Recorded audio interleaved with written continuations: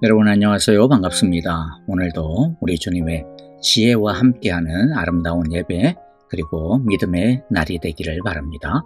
함께 찬양하겠습니다.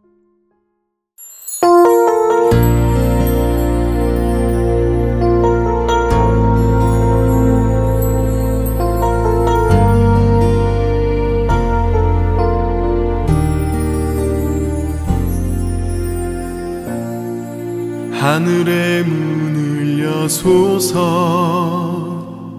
이곳을 주목하소서. 주를 향한 노래가 꺼지지 않으니 하늘을 열고 보소서. 이곳에 임재하소서. 주님을 기다립니다. 기도의 향기가 하늘에 닿으니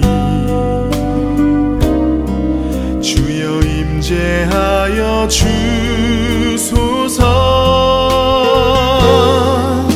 이곳에 오셔서 이곳에 앉으소서.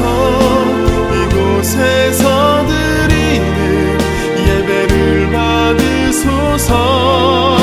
주님의 이름이 주님의 이름만이 오직 주의 이름만 이곳에 있습니다.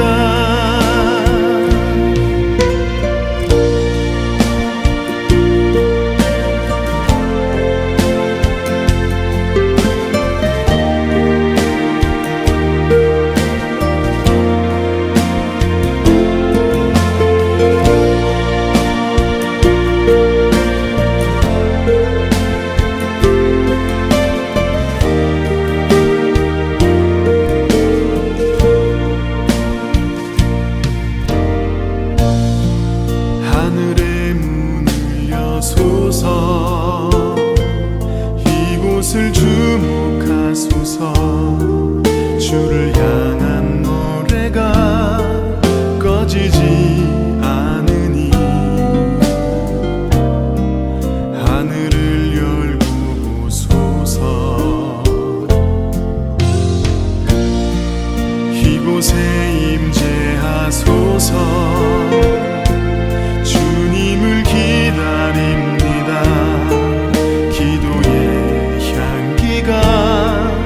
하늘에 닿으니 주여 임재하여 주소서. 이곳에 오셔서 이곳에 앉으소서. 이곳에서 드리는 예배를 받으소서.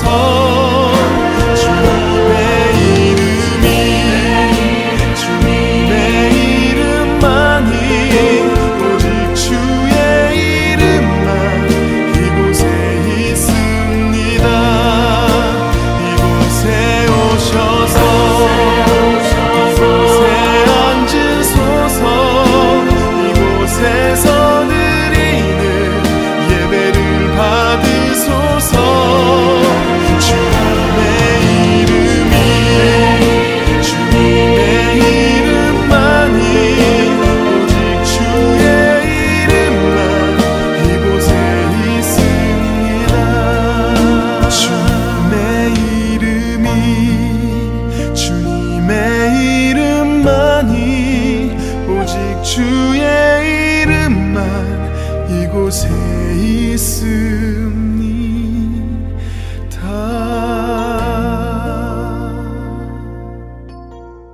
오늘 우리 함께 나눌 말씀은 이사야서 11장 2절부터 5절의 말씀입니다. 우리 같이 한 절씩 5절까지 읽어보도록 하겠습니다. 2절입니다. 주님의 영이 그에게 내려오신다. 지혜와 총명의 영, 모략과 권능의 영, 지식과 주님을 경외하게 하는 영이 그에게 내려오시니 그는 주님을 경외하는 것을 즐거움으로 삼는다. 그는 눈에 보이는 대로만 재판하지 않으며 귀에 들리는 대로만 판결하지 않는다. 가난한 사람들을 공의로 재판하고 세상에서 억눌린 사람들을 바르게 논죄한다. 그가 하는 말은 몽둥이가 되어 잔인한 자를 치고 그가 내리는 선고는 사악한 자를 사형에 처한다. 그는 정의로 허리를 독려매고 성실로 그의 몸의 띠를 삼는다. 아멘. 어제에 이어서 11장을 통해 하나님의 진정한 소망이 되시며 내일의 희망이 되시는 예수 그리스도의 통치와 나라에 대해 살펴보겠습니다. 첫째, 예수 그리스도의 나라는 삼위 하나님이 함께 다스리시는 나라입니다. 그만큼 그의 다스림은 완전하고 의롭고 능력이 충만합니다. 2절을 개역개정으로 읽어보겠습니다. 그의 위에 여호와의 영, 곧 지혜와 총명의 영이요 모략과 재능의 영이요 지식과 여호와를 경외하는 영이 강림하시리니. 이새의 그루터기에서 난 싹, 즉 메시아이신 예수님에게 여호와의 영이 임합니다. 이 말씀에서 우리가 몇 가지를 좀 살펴보기를 원하는데요. 하나는 성령의 임함을 오해하면 안 됩니다. 어떤 오해냐 하면 예수님은 원래 메시아가 아닌데 하나님이 성령을 부어주심으로 그때 비로소 메시아의 자격을 얻게 되었다. 이런 식으로 오해하면 안 됩니다. 예수님은 이 땅에 오시기 전부터 그는 성부 하나님과 동등한 영원 전부터 하나님이셨습니다. 그래서 예수님은 원래부터 완전한 신적인 지혜와 총명과 모략과 재능, 즉 능력의 하나님이 되십니다. 그러면 여호와의 영이 예수님에게 임한다라고 하는 것은 어떤 의미입니까? 이 일을 새 하나님이 함께 하신다라는 뜻입니다. 메시아의 오심 또는 하나님 나라의 임함은 예수님만의 단독 사역이 아니라 성부와 성령 하나님이 함께 하시는 삼위 하나님의 연합 사역이요 통치라는 뜻입니다. 그만큼 하나님이 가장 주목하는 일이요 가장 심혈을 기울여 이루시는 일이라는 뜻이죠. 삼위 하나님의 1순위의 일이라는 겁니다. 두 번째는요. 2절이 어떻게 삼위 하나님의 사역인가 라고 하는 것을 보겠는데요. 왜냐하면 2절에 보면 그가 나오고 즉 메시아이신 예수님이 계시고 그 다음에 그 위에 예수님 위에 여호와의 영이 임하니까 언뜻 보기에는 성자와 성령 하나님 두 분만 계시는 거 아니냐라고 질문할 수가 있습니다. 예, 보기에는 그래요. 그런데 성부 하나님은 숨어 계십니다. 여기서의 포인트는 성령을 여호와의 영이라고 또는 주의 영이라고 말하고 있다는 겁니다. 그러니까 성령 하나님이 임하시고 또 사역하시는 데 있어서 사실은 주체가 누구라는 뜻입니까? 성령 하나님 본인 스스로가 아니라 여호와가 성령 하나님과 함께 하시는 주체라는 거죠. 그러니까 예수님 위에 성령을 보내시는 분은 여호와 하나님이시고 또 성령님께서 예수님 안에서 역사하시는 그 목적도 여호와 하나님을 위하여 활동하시는 겁니다. 그러므로 이 장면의 사실은 성부 하나님과 성자 하나님, 성령 하나님이 함께 하시고 있는 겁니다. 그런데 중요한 것은요. 왜 삼위 하나님이 이렇게 함께 존재하시고 사역하시느냐 하는 것에 있겠죠. 그만큼 새 하나님이 총출동하셔야 할 만큼 하나님의 나라를 세우고 예수님을 통하여 우리를 다스리는 것이 삼위 하나님에게 있어서 너무나도 중요하다라는 겁니다. 그리고 우리에게 하나님께서 말씀하시는 게 뭡니까? 너희를 위한 우리의 다스림이 얼마나 완전한지 보라는 거죠. 그리고 안심하라는 겁니다. 그렇기 때문에 진짜 우리 주님의 다스림이야말로 우리 주님이야말로 소망 중에 소망이 되시며 희망 중에 희망이요 능력 중에 능력이 되십니다. 새 하나님이 함께 하시니 예수님의 나라, 예수님의 다스림이 얼마나 완전하겠습니까? 이 나라를 이길 수 있는 것은 아무도 없습니다. 그러므로 우리는 우리가 지금 속해 있는 이 하나님 나라의 완전하심과 충만하심을 믿고 두려워하지 말아야 할 겁니다. 이 세상에서 우리를 넘어뜨리려고 하는 악한 영들의 유혹과 시련들이 있고 즉 영적 싸움이 있습니다. 그리고 이 유한하고 깨어진 죄된 세상을 살아가면서 우리는 상처받으며 살아갈 수밖에 없습니다. 하지만 우리는 우리를 다스리시는 삼위 하나님의 돌보심을 잊지 말아야 합니다. 그분께 피하면 그분의 품에 거하면 삼위 하나님은 우리를 지혜와 총명과 모략과 능력과 지식과 경외함으로 우리를 보호하시며 지키시며 인도하여 주실 것입니다. 세 번째 생각해 볼 것은요. 우리 예수님께서 주의 영을 받아 일하신 것처럼 우리도 주의 영을 받아야 한다라는 겁니다. 물론 우리는 우리가 예수를 믿을 때 성령께서 우리 안에 들어오셔서 떠나지 않으신다라고 하는 이 내주하심에 대해 잘 압니다. 그런데 그냥 들어와 계신 것으로 끝나는 것이 아니라는 거죠. 중요한 것이 뭐겠습니까? 예수님께서 주의 영과 늘 동행하시고 늘 함께 하셨던 것처럼 우리도 실제적으로 성령과 늘 동행하고 함께 해야 한다는 겁니다. 진짜 그렇게 우리가 성령님과 동행하고 있느냐라고 하는 것이죠. 성령 하나님의 인도하심을 받아야 하고 성령 하나님의 보호를 받아야 되고 성령 하나님의 지혜와 총명과 모략을 따라 생각하고 판단하고 결정해야 하고 성령 하나님이 주실 능력을 믿고 순종해야 합니다. 그러면 우리는 하나님을 진실하게 경외하는 것에 있어서 실패하지 않을 것입니다. 우리가 우리 주님의 다스림을 제대로 받고 따르고 또 그분의 통치를 제대로 누리려면 우리의 지혜와 힘으로는 안 됩니다. 오히려 우리들의 생각과 판단, 기질과 힘을 성령님의 다스림을 받아야만 합니다. 주님의 나라가 성령의 나라요 다스림이기 때문에 성령님의 다스리심은 절대적인 것입니다. 많은 크리스찬들이 교회는 그렇게 열심히 다니는데 신앙생활은 그렇게 열심히 하는 것 같은데 왜 별로 능력도 없고 그러냐 하면은 자기 지혜와 자기 열심과 자기 능력으로 하려고 하는 경우가 많기 때문입니다. 하나님은 사도 바울을 통하여 성령의 충만함을 받으라 명령하셨습니다. 사도 베드로도 누구든지 주의 일을 하려거든 성령을 따라 해야 한다고 하셨습니다. 그러므로 우리 예수님처럼 주의 성령으로 충만하게 해달라고, 아니 주의 성령을 따라 살겠노라고 다시 한 번 더 결단하는 기도를 드리는 이 시간이 되기를 간절히 바랍니다. 크게 두 번째는요, 메시아의 다스림, 하나님 나라의 통치는 아름답습니다. 3절부터 보면 이 메시아의 다스림이 얼마나 아름다운지, 얼마나 올바른지, 그리고 얼마나 평화가 넘치는지를 보여줍니다. 첫 번째를 보면 주님의 통치는 여호와를 경외하는 것이 가장 중요한 요소임을 3절 초반부에서 우리가 볼 수 있습니다. 3절 앞부분 보면요, 그는 주님을 경외하는 것을 즐거움으로 삼는다.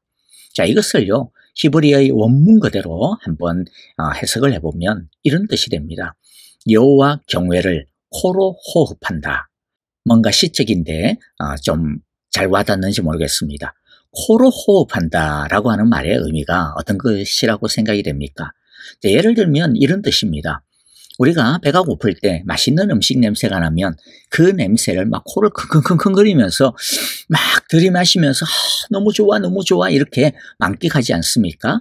그러면 아직 먹기 전이지만은 굉장히 기분이 좋고 또 기대가 되고 행복해지죠. 바로 코로 호흡한다라는 것이 바로 그런 의미입니다. 좋은 향기를 만끽하는 겁니다. 즉 좋은 냄새를 즐기는, 즐거워하는 것이죠. 즉 예수님은 하나님을 경외하는 것, 하나님을 사랑하는 것을 막 이렇게 막 맛있는 냄새를 갖다가 코를 갖다가 벌렁거리면서 맡듯이, 너무 그것을 갖다가 막 좋아하면서 맡듯이 그렇게 즐겨 하시는 분이셨다라는 거죠. 그것처럼 하나님의 나라는요, 여호와를 즐거워하는 나라입니다. 우리 예수님에게 있어서 가장 중요한 것은 하나님의 뜻을 행하는 것, 즉 하나님을 사랑하고 경외하는 것이었습니다. 예수님이 이 세상에 사람이 되셔서 오신 이유도 하나님을 경외하고자 하는 마음 때문이었죠. 하나님의 소원을 이루어드리고 싶은 마음 때문에 오셨습니다. 그래서 예수님은 자신의 음식은 하나님의 뜻을 행하는 거다, 그렇게 말씀하셨습니다. 그런데 여기서요, 여호와를 경외하는 것이나 하나님의 뜻을 이루고자 하는 것, 이것을 행하는 근본 마음이 어떤 거냐라는 거죠. 예수님은요, 의무감이나 책임감이 아니었습니다. 진실하고도 너무나도 기쁜 사랑이었습니다. 사랑하기 때문에 내가 사랑하는 하나님을 기쁘게 해드리고 싶은 것이고, 사랑하기 때문에 하나님이 원하시는 것을 이루어드리고 싶은 것이고, 사랑하기 때문에 하나님을 높이고 경외하는 것이 너무나도 즐겁고 기쁜 것이었습니다. 그래서 예수님은 하나님을 즐거워하는 것을 다른 어떤 것으로도 바꾸지 않았습니다. 심지어 그것이 십자가의 죽음이라 할지라도 하나님을 경외하는 즐거움을 바꾸지 않았습니다. 사랑하면 이처럼 경외하는 것이 쉽습니다. 사랑하면 하나님의 뜻을 행하는 것이 즐겁습니다. 주님의 다스림을 받는다는 것의 가장 큰 특징은 이처럼 인생의 목적이 하나님을 경외하는 것으로 하나님을 경외하는 즐거움을 알고 그것을 누리기를 원하는 것으로 바뀌어지는 것입니다. 그것처럼 우리의 인생의 목적도 주님 안에서 하나님을 경외하는 것으로 달라지게 되는 겁니다. 두 번째는요, 주님은 주님을 붙잡는 우리들의 하소연을 정의를 따라 이루신다 말씀합니다. 3절 후반부부터 5절까지를 보면 그렇게 나오죠. 이 세상은 약육강식의 원리가 더 강하게 작용하는 것이 분명합니다. 그러나 주님의 나라는 약한 자들의 하소연에 귀를 기울이십니다. 3절 후반부에 보면 그는 눈에 보이는 대로만 재판하지 않으며 귀에 들리는 대로만 판결하지 않는다라고 합니다. 이것은 이 당시 이스라엘이나 유다 사회에 만연하였던 부패와 부조리에 대해 하나님께서 비꼬고 있는 겁니다. 즉 당시에는요, 저 사람이 얼마나 부자냐, 얼마나 힘이 있어 보이냐, 얼마나 나하고 친분이 있는 사람이냐, 그런 눈에 보이는 것에 따라 자기들이 듣고 싶어하는 것을 따라 재판을 했습니다. 그러니까 4절의 말씀처럼 가난한 사람들, 세상에서 약하고 억눌린 사람들은요, 어디에다가도 하소연할 데가 없었고 하소연을 한다 한들 그 소리를 들어주시는 사람이 아무도 없었던 거죠. 하지만 주님은 겉모습에 따라 판단하지 않습니다. 부자라고 힘 있는 자라고 그렇게 보인다고 해서 더 봐주지도 않고 더 높게 쳐주지도 않습니다. 주님께서 보시는 것은 그럼 무엇입니까? 오직 우리들의 중심입니다. 얼마나 하나님을 경외하는 중심을 가지고 있는가? 얼마나 하나님의 나라를 사모하는 중심이 있는가? 얼마나 하나님을 사랑하는 중심이 있는가? 얼마나 오직 하나님만을 의지하고 하나님께만 소망을 두는 믿음의 중심이 있는가? 이 중심을 보십니다. 그렇기 때문에 우리들이 하나님께만 전적으로 소망을 두는 가난한 마음으로 하나님을 부르짖으면 하나님은 우리의 모습이 어떻든지 상관없이 우리의 기도에 귀를 기울이십니다. 그리고 그 기도를 우리들의 말재주나 표현 그런 것을 따라 판단하고 응답하시는 것이 아니라 하나님의 선하시고 온전하신 지혜와 총명을 따라 판단하시고 능력으로 응답해 주십니다. 그러므로 그분의 응답은 항상 우리 강구를 뛰어넘을 수밖에 없습니다. 많은 경우 하나님은 우리의 생각과 계산을 뛰어넘는 응답을 주십니다. 우리가 기도하고 원한 대로 들어주지 않는다고 해서 초조해하거나 서운해하거나 삐지거나 할 필요가 없습니다. 우리가 기도하고 원한 대로 들어주지 않으실 뿐이지 하나님은 우리가 원하는 것보다 훨씬 더 좋은 것으로, 훨씬 더 선한 것으로, 훨씬 더 하나님의 뜻에 맞는 것으로 들어주심이 분명하기 때문입니다. 그래서 5절에서 무엇이라고 말씀합니까? 그는 정의로 허리를 동여매고 성실로 그의 몸에 띠를 삼는다. 어떤 그림이 연상이 되시세요? 싸우는 군인이 달려가기 위해 벨트를 가다듬고 옷을 가다듬고 뛰쳐나갈 준비를 하고 있는 것과 같습니다. 즉 하나님은 우리를 정의로 다스려 주시기 위해 온 힘을 다해 싸우신다라는 거죠. 비록 우리가 낙심하는 순간이 있어도 하나님은 당신의 성실을 절대로 버리는 순간이 하나도 없다라는 겁니다. 우리를 위해 성실을 다하신다라는 말씀입니다. 세 번째, 주님의 다스림은 어떻습니까? 주님은 우리의 억울함, 우리의 하소연을 들어주실 뿐만 아니라 우리의 열심과 애씀에 대해 반드시 정의로 갚아주십니다. 하나님은 하나님을 마음을 다해 사랑하고 하나님을 위해 수고한 우리들의 눈물과 땀을 절대로 잊어버리지 않습니다. 오히려 하나님은 우리가 한 것 이상으로 우리의 수고를 크게 칭찬하시고 갚아주십니다. 사실 우리들이 하나님을 위해 한 수고는 완전하신 하나님이 보실 때에는 아무것도 아닌 너무나도 작고 보잘것없는데도 불구하고 또 얼마나 흠이 많고 깨진 것이 많겠습니까? 그럼에도 불구하고 하나님은 너무나도 잘했다라고 하시고 이쁘다라고 하시고 착하고 충성된 종이라고 인정해 주십니다. 그리고 이 당연한 수고에 대해 심지어는 상까지 주시겠다라고 하십니다. 아무리 작아도 하나님은 기뻐하시고 인정해 주십니다. 그러므로 여러분, 우리들이 이 세상에서 하나님을 위하여 그의 나라를 위하여 우리의 삶의 현장에서 교회에서 또 형제자매들을 향하여 드리는 그 섬김의 순간이 복되다라고 하는 것을 꼭 기억하시고 잊지 말기를 바랍니다. 그러므로 우리들의 작은 눈물과 땀과 수고를 하나님이 너무나도 사랑하시고 기뻐하시고 원하신다라고 하는 것을, 그리고 그런 우리를 하나님이 기억하시고 갚아주신다는 소망을 품고 더욱 주님을 경외하며 찾고 구하는 우리 모두가 되시기를 간절히 기도하고 축복합니다. 아멘. 오늘 우리에게 주신 귀한 말씀들 마음 가운데 새기면서요, 함께 찬양하며 기도하도록 하겠습니다. 지혜의 영과 함께 우리를 아름답게 다스려 주옵소서. 주의 선하시고 온전하신 정의로우심으로 우리의 모든 강구와 우리의 모든 수고를 다스려 주시옵소서. 우리 함께 기도하겠습니다. 교회와 형제자매들을 위하여 기도합니다. 아프신 성도님들 마음 가운데 두시면서 함께 사랑으로 기도합시다. 선교사님들을 위하여서 우리 함께 기도하고요. 여러분, 또 미국의 대통령 선거가 곧 다가오고 있죠. 우리 대통령 선거를 위하여서도 주님의 정의의 다스림이 있는 선거가 되게 하여 주소서. 우리 함께 기도하도록 하겠습니다. 다 함께 찬양하며 기도합니다. 온 마음을 다해 주님을 찬양합니다. 그 선한 힘에 고요히 감사하여 그 놀라운 평화를 누리며 나 예수님과 함께 걸어가네. 나 성령님과 새날을 여네. 지나가 넘을 어둠의 날들이 무겁게 내 영혼 짓눌러도 오 주여 우릴 외면치 마시고 약속의 구원을 이루소서. 우리 함께 고백합니다. 그 선한 능력 우릴 감싸시니 믿음으로 일어나를 기대하네. 주 언제나 우리와 함께 계셔. 하루 또 하루가 늘 새로워. 함께 고백합니다.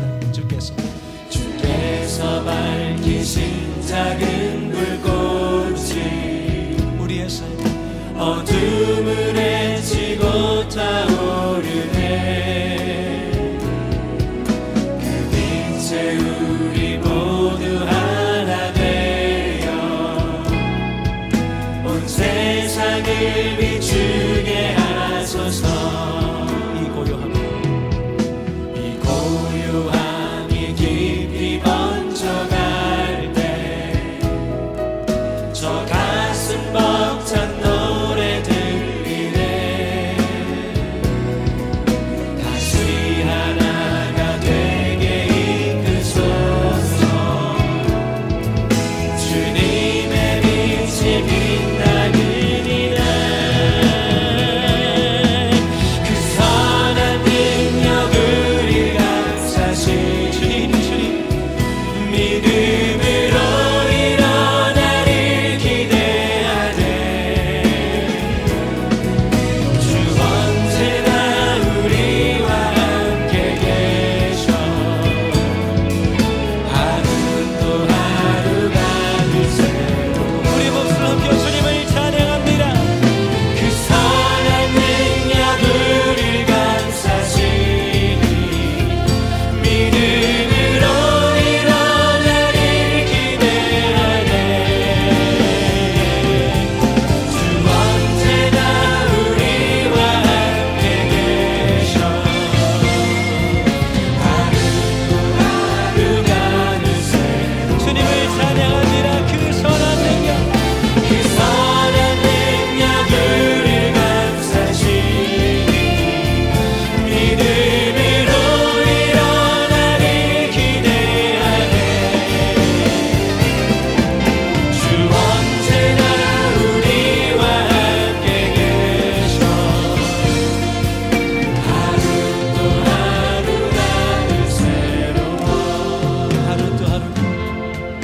하루 또 하루가 늘 새로워.